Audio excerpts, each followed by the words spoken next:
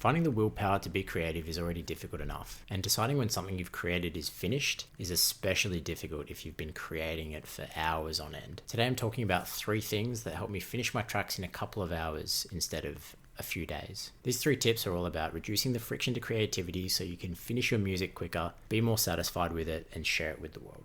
The first thing I'm going to talk about is dedicating the time to building an Ableton template that you use in every project and improving it along the way so that you actually use it. I'm not just talking about getting the instruments and samples that you always reach for and putting them in a project. I'm talking about everything. If you're constantly tweaking parameters on certain effects, save that. If you're constantly arranging your session view layout in the same way, set it up initially and save it. Or if you've created a template already, but you find yourself replacing things and moving things around all the time, update your template.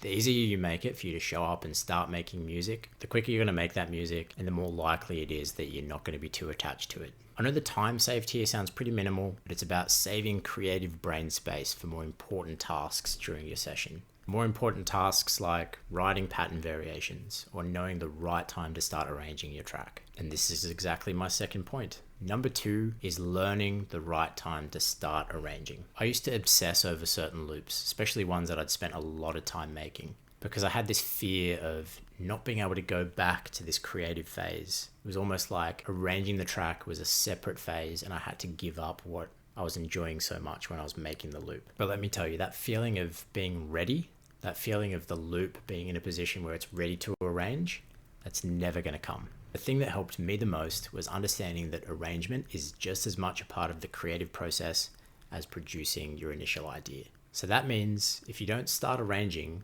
you never get to fully finish the creative process. When you start arranging, that's when the ideas for transitions and building and releasing tension or flowing through the different parts of your track come up. Those just aren't going to come up in Session View in Ableton with an 8-bar loop or even a 64-bar loop. It's just, you're not going to have those ideas until you start putting it in arrangement view. So now, the moment I have a loop that I can play with a little bit, and by that I mean a loop with some different drum parts, some different synth patterns, stuff that I can turn off and on and sort of get a bit of a vibe, I stop, move to arrangement view, record it in, and start finishing that track. So shift your mindset a bit, understand that that's also a creative process, and learn to enjoy the full thing. Third and final thing, and this for me was the biggest time saver, is use sounds and instruments that you already know and already trust. I used to design all my sounds from scratch every single time. I'm talking kick drums, bass lines, synths, atmospheres, everything. And the reason I did this, I think, was because I thought that that was how I was going to make a unique sound. That's how I was going to stand out of the crowd, or that's how I was going to make a difference and make cool music. But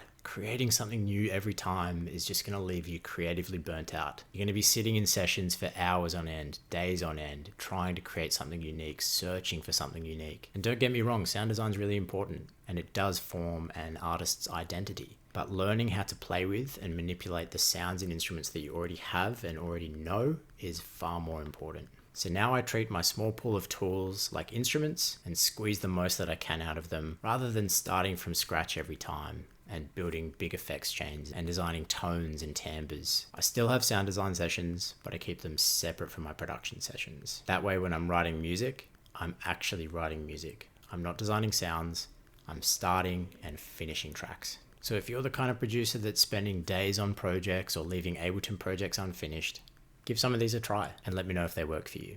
And if you want to try the tools that I purpose-built for my own workflow, I've got instruments, samples, and effects that I use in my templates in every session available in the link below. I also mix and master electronic music with a really carefully selected range of outboard gear and digital plugins. If you're working on a release and want something unique, get in touch with me on my website. I'll link that below too. Thanks for watching till the end, and happy producing. Bye.